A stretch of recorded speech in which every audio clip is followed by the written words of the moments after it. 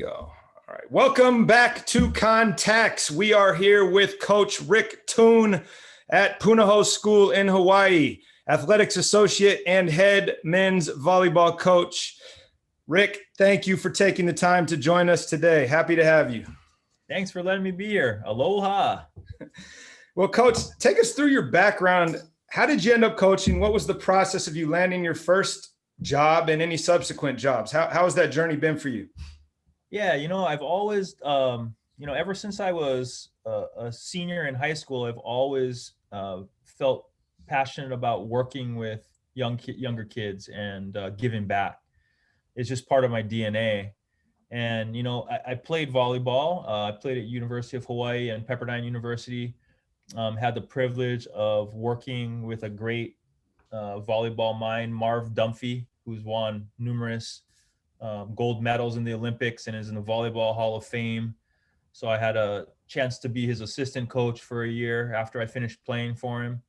Really fell in love with the coaching model that he kind of ascribes to. He's a disciple of John Wooden. I consider myself a disciple of John Wooden. And that's what I try to do and model my program after. So after I came back from Pepperdine, I moved back to Hawaii and I got my first job at St. Louis School. You might know that school because of Tua Tagovailoa and Marcus Mariota and a host of other NFL players that are playing. But I started there, and I really had to coaching football, right? And planning those seeds for the NFL. Everybody coaches football there. That was the challenge. So, I think carving a volleyball program out of that was one of the most what's the word I'm looking for? Satisfying, I think, things that I've ever done. Just built that program from pretty much nothing. I think when I took it over, they had one win the year before, and the most wins they ever had, I think, were 2 or 3. Mm-hmm. And then, I took it over and just began shaping and building the culture. And then we were fortunate enough to get some kids who were like, hey, like, what's going on over there? I might want to not do this football thing and play this volleyball thing, which didn't really sit well with the football coaches, but I got a couple of really good athletes to work with. And, the year, so I took over in 99, and in 2000, we actually were the best team in the ILH. So yeah, it was a fun ride. And then after that, I always wanted to go back to my alma mater, Punahou. And so I applied there, got hired, and started off pretty much doing just whatever I could. So I actually had a chance to go to my rival school, Iolani. I got an offer from them to take over their whole men's volleyball program and teach world history, which is what my degree's in. Mm-hmm. And at Punahou, they said, well, you can be an assistant coach or a JV head coach. And we have a substitute position. It's a full-time substitute position.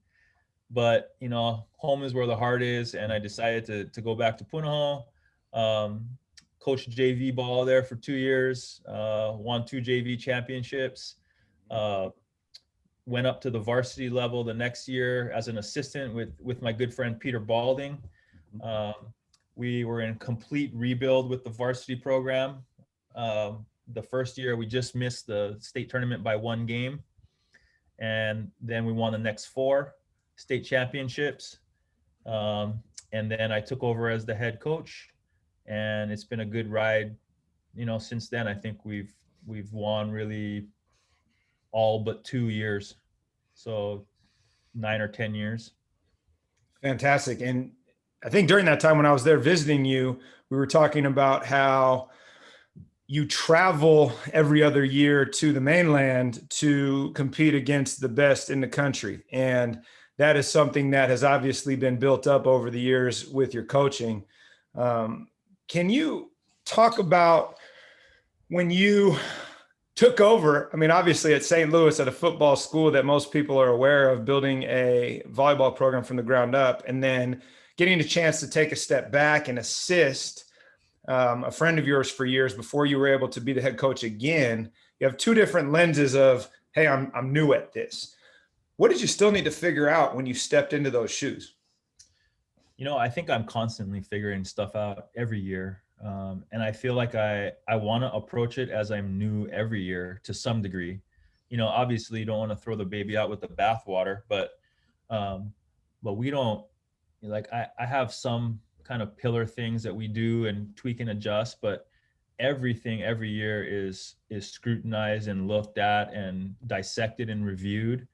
And if we need to make changes, it's collaborative with my entire coaching staff, from all the way from our intermediate white coaches all the way up through our Vars 1 coaches.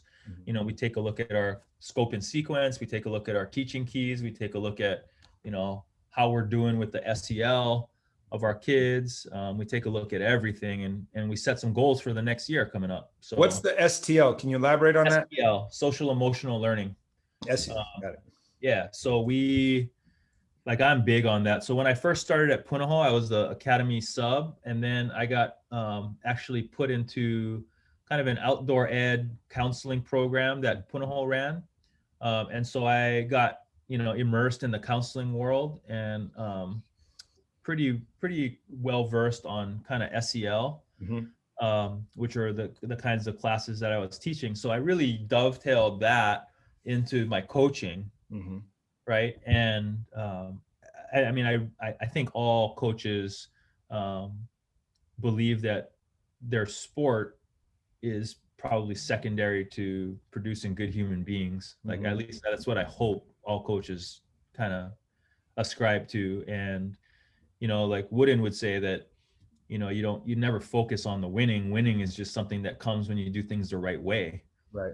Right. And that's like, we've won a lot, but we don't ever talk about winning. Right. Yeah. Well, and I would imagine going into that first job, while in theory, that's the psychology of it, but you're also trying to prove yourself and you're trying to be successful. Right. Yeah. And so the things that jumped out at you right away that you had to deal with. And on one of the earlier episodes of this, my friend Rich Shaywitz said he learned very quickly the difference between urgent and important, right? What needs to be done now versus what is important and is on the list. For sure. What were some of those things that you've encountered? Because if you're hitting the reset button every year and it's week one, day one, as you're thinking, what are some of the things that you've really had to dig into over the years? Culture, like program culture. That's the number one thing a coach should spend their time on when they first take over a program. Hopefully you're in a situation where your administration gives you a little bit of a leash and a little bit of a buffer to produce wins and losses. But if you take care of the culture, you get so much more time back with everything, right? Like, you got less parent problems, you get less kid problems, and you can spend so much more time doing what you want to be doing, which is just coaching kids in life and with your sport, using your sport as a tool to coach them. And I see young coaches, and myself as well, I didn't spend enough time. I wanted to come in right out of Pepperdine. I thought I knew all my X's and O's, and I did, but I came in and I just wanted to focus on X's and O's. But what I learned in that first stint at St. Louis is, I had a kid that was battling addiction. I had a kid that had lost his dad. I had a kid, that the family was almost homeless, right? Like, so I learned very quickly that unless I take care of, that lower level of Maslow's hierarchy of needs, right? Like, they could give a rat's ass about playing volleyball and doing that well. Yep. So, and then it's about really growing leaders as part of your culture. So you're not the one that has to do it all the time. You're not the end all and be all. Although your presence is incredibly important, because you can't ask people to do something that you're not doing yourself. Absolutely. So, what would you say, Coach, on those two things specifically, right? Growing leaders. And I would imagine that's both in your athletes and your assistant coaches. Absolutely. And your community. Are there things that you have found that have allowed you to expedite that process of growth? Yeah, I think you create the buffers for them. You create the guideline rails, and then you let people go for it, and you don't micromanage, and you just let them do their thing. And you know what, it might be different than what you envisioned or imagined, but you're having an extra benefit there that people don't always value or acknowledge. And that when that individual is having the chance to take it and run with it, they're growing, and in that growth it only helps your program, right? Like we say all the time, and I know especially football coaches will say this, is just next man up, right? Like if you don't grow leaders, what happens when you lose a leader, right? Like is your program going to be paralyzed? Is your team going to be paralyzed? Or have you already laid the groundwork and foundation for somebody to say, well, I got this, like I can do that, right? Like Wooden gives the analogy of the car a lot. And he says, not everybody can be the engine to the car. You know, you need wheels, you need lug nuts.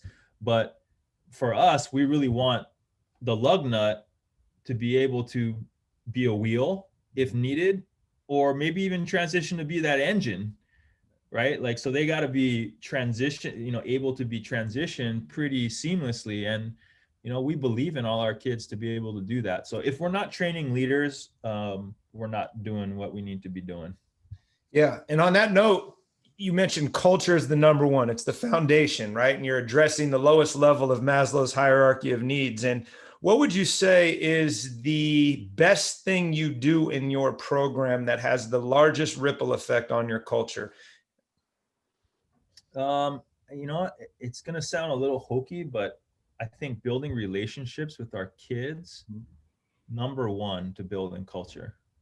Like if your kids don't know that you care about them, if your kids don't feel that, not just hear it, then you might get some of them, but you won't get all of them. You got to be able to connect with everybody and be interested in who they are and be invested in who they are. Or you have to build capacity in all your coaches, and hopefully you hire people who do that as well too. So it's a whole community of caring, right? And the adults that you put in front of those kids are critical to the success of the culture of your program. I mean, I've had to confront coaches on my lower level staff who are pull out a chair for practice and sit down and just, and like, I'm like, you're asking your kids to bust their ass, but you're sitting in a chair.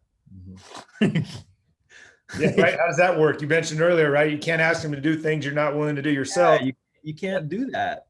Like, or if you're having a back issue, then you need to explain to them, hey guys, I really want to be out there busting my butt with you, but I tweaked my back and I got to take this one out just for today. And that goes back to the leadership component where you're always trying to teach leadership, right? And accountability and trust, and that dovetails with relationships. Is there anything that you have brought in that's tangible that has allowed you to work on those relationships, or that you've brought in that's something you do with your team that will go with you wherever the next steps are? Be it, hey, I'm coaching my daughter's little softball team in 10 years when she's playing, and I'm going to do this because we did this at Punahou and it worked. Yeah, I tried different things over the years, but I try to address those items on the pyramid and talk about them. So whether or not like we'll do some sort of physical, it just depends on what I think the group needs. But if I feel like the group would learn better, like from a physical task, I might have them do something like the bucket, where you have like 4 strings that are attached to a bucket filled most of the way with water, and you got to move it from one hula hoop to another, and you got 2 guys on each rope, right? And it's a frustrating activity if you can't, right? If you don't know how to work together. But it depends on like the lessons that we're trying to kind of get them to understand and see, and then what kind of learner I think I have sitting in front of me. For some guys, that physical kinesthetic approach is the best way to go. For some guys, it's the appealing to their heart and the one-on-one talk with them that's gonna really move the needle. For some guys, they're not going to learn by listening to me. They're going to learn by seeing elder members of the group do it and talk about it, right? Like, so I got to know what guys I got to move and how to move them. which goes back to relationship building, right? And For understanding sure. versus, hey, I need you to spike the ball this particular way. That has nothing to do with it. Yeah, for example, I got one kid on my team now. He's got a flamethrower of an arm, right? Like one of the best arm swings I've ever seen in my whole life. And I've coached some damn good players. Um, but when I'd give him feedback early on, I've been coaching him since he was 12. When I give him feedback, he just gets so pissed off and frustrated. And so I had to have a lot of sit downs. So I finally find out that the kid has no father, never had a father figure in his life. Mom really rides him hard. And I find out that he has significant learning differences. Mm-hmm. So how do I approach him? Well, that works better if I sit down with him before practice when he's calm and he's not in the moment and getting frustrated and shut down already. Mm-hmm. And if I can just talk with him through what's going to happen, what specifically I'm looking to see out of him, and then I'm holding him accountable for his actions on the court. So if I go to him when he's freaking out on the court and pissed off at his teammates and I say, sit down, I lose him for the whole practice. Right. But if I go to him before the practice and I say, look, hey, I really want you to be on the court and you need to do that. But I know that when you blow up and start railing on your teammates, like that's not helpful for anybody. Mm-hmm. So here's what I propose. When that happens, we're going to give you a quick timeout. What do you want the signal to be? Okay, I want the signal to be this, right? So I get buy-in with him beforehand. Right. And then, I've had to pull him out, but he's able to come back in practice after 5 minutes when he says, yep, coach, ready. And I've seen that maturity and that growth from him over the years. And now, we get in a huge match last winter against Balboa Bay, who's a Southern California powerhouse in volleyball. And we smoke them. Like we lost the match before and he kind of blew up and we talked about it. And then we get in the match against the number 2 seed in the whole tournament and smoke them. Like if we don't have that relationship, if we hadn't built that, and if I hadn't learned how to work with this kid, like there's no way we beat Balboa Bay. Yeah, no, that's gold. That's super helpful, right? Especially, I would imagine back at St. Louis, not to pick on them per se, but you at that age, no understanding of that, and that's grown over time with your successes and I would say failures that allowed you to learn from them that led to your success. On that note, as you step into this role of athletics associate out of your traditional dean of students role, and now you're going to be, I would imagine, much more involved with teams outside of volleyball on your campus. Have you reflected at all on, your journey as a coach and how much time you've spent or haven't spent watching other sports and other coaches and what you can steal from those? And if you have, are there any lessons that you can share that you've learned doing that? Yeah, I mean, I like to watch all sports. I don't think it's good for any human being to be siloed. Like I think that's when you lose your edge. So in order to keep the edge, like I watch the NFL, like I'll watch the NBA, like I'll watch soccer, I'll watch bowling, like I'll watch whatever. And I think it's really, because of the new role that I have, I need to be invested in the coaches that I'm talking to. I can't, like I was mentoring our girls' head soccer coach last spring. And I'm not going to be able to give her feedback on her body language or what she's saying or how she's interacting with kids if I don't go and watch her. And if I don't understand something about the game, like then it's just a hollow comment to her and she feels like I'm not even invested in her and I'm telling her what to do. So, or I'm giving her feedback on what she's doing well and where I think she can improve. But we built a really good relationship because she knew that I'm really invested in her success. So yeah, I mean, I think, and I learned from her too. I think that's a super important thing is like, you never, if you as a coach feel like you have arrived and you know it all, and you are in a place where you are resistant to feedback, Mhm. That is a dangerous place to be as a coach. Let's talk about that a little bit. So you learned from her and anybody Absolutely. else that you're mentoring. Anything specific that you're going to take back to your team, Absolutely. and why is it a dangerous place to feel like once you've arrived and you don't need to learn anymore? Yeah, because the world's changing all around you all the time. Kids are changing. I mean, I don't know if anybody who's been coaching for a long time knows that like the kids now are not the same kind of kid that existed 5 years ago, 10 years ago for sure, but they're way, way different. Mhm. There's a ton of data coming out of Harvard and Princeton and Stanford and everywhere else that will give you all kinds of concrete ways that they are different. Right, right. And to not evolve and change and be able to understand your kids, that's what I mean. Like it's a dangerous place to be in, because you're going to be operating here and they're going to be here, and then you're going to be like, what the heck's the disconnect? Right. Like, I Yep. can't reach these kids. Why are they not responding to me? Well, it's because you don't really understand who they are. Right. Which goes back to relationships, right? Everything goes back to relate in life, not just on teams. Like I tell my kids this all the time. I'm like, it's just one of the teams that you're on, but you're on lots of different teams in your life. How are you as a teammate, right? With your family team, Yep. with your friend group team, right? Like, are you the same way as a teammate here? Like, yeah. So, I mean, there's, like there's so many, that's why I love coaching. It's because it's a vehicle to teach life lessons and really show people like how to get to the life they really want. Absolutely. I use that all the time in the role as the athletic director, which is, we play sports because we enjoy the competition and we like being successful. But at the end of the day, it's really about teaching leadership, and it's a vehicle for that, and learning how to be part of something bigger than yourselves. And your car analogy from Wooden spells that out perfectly.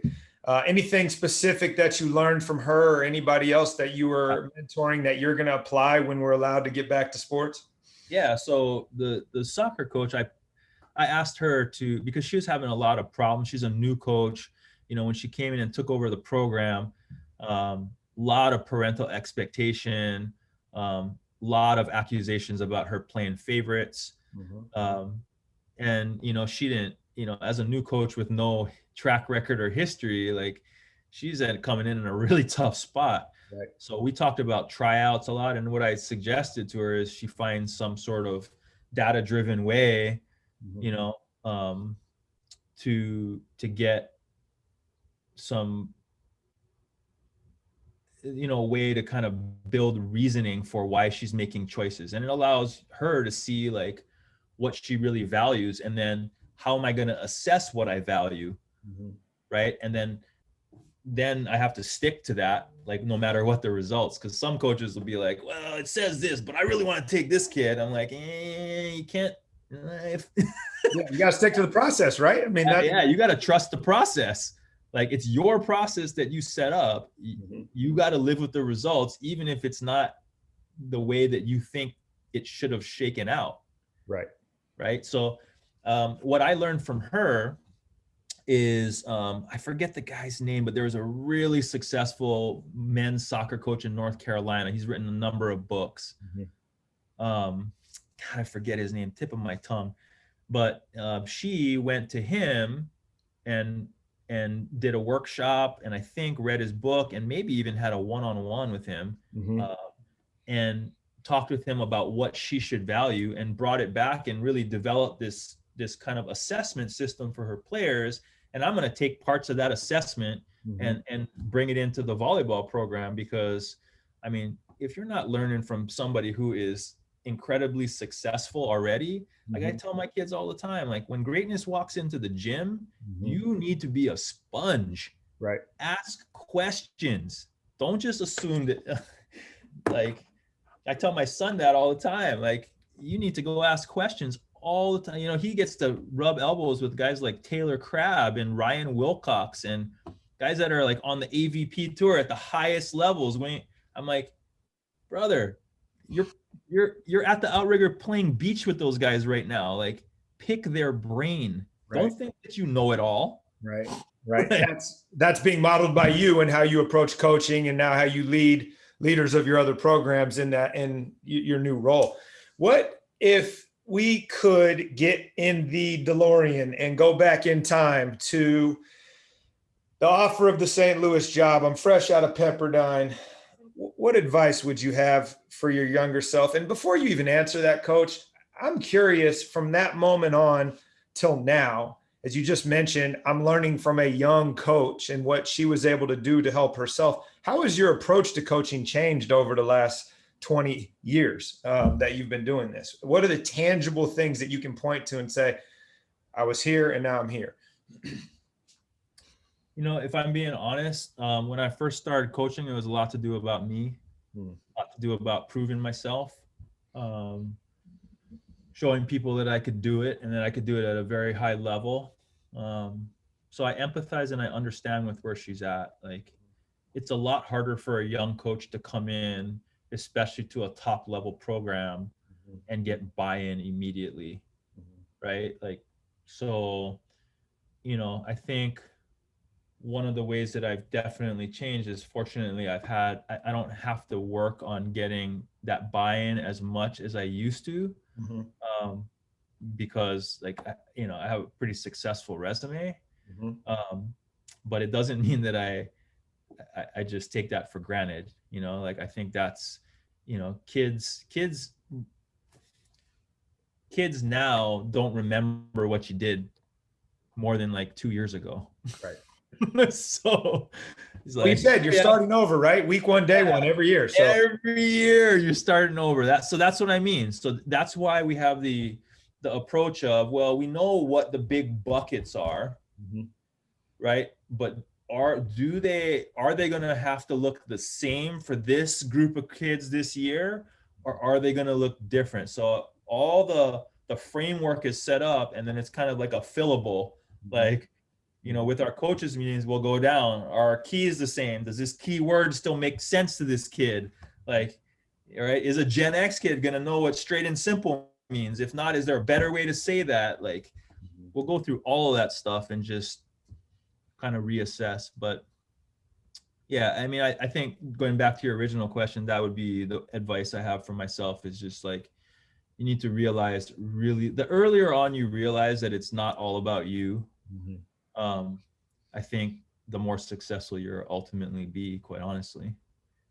Yeah, and I think that's been a theme throughout these conversations, is that as we're young in this profession, it's very much about, I want to call it ego driven, but just trying to get over our own imposter syndrome, right? And trying to, feel like we've earned what we're doing, and we have enough in the tank. And as we get older, even if we haven't experienced the success that you have in your situation, coach, I think there's still enough experience that comes with that, where you know what you believe in, and you're confident in what you're doing, that you stop looking over your shoulder and you can narrow your focus on what's in front of you, which is the student, right? The athlete, who should be at the center of the equation.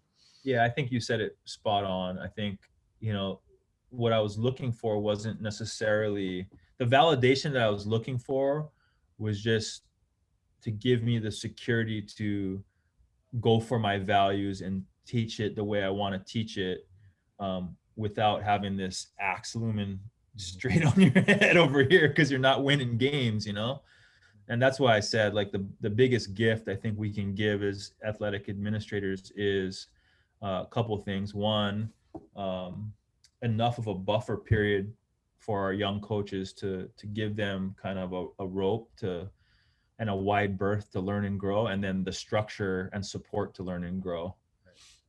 Absolutely. And that's really helpful. As us, the whole thing's designed to provide this information and to help create some of those bumpers for these young coaches in the event that they don't have the luxury of having, a mentor that's walking alongside of them. So thank you for offering that.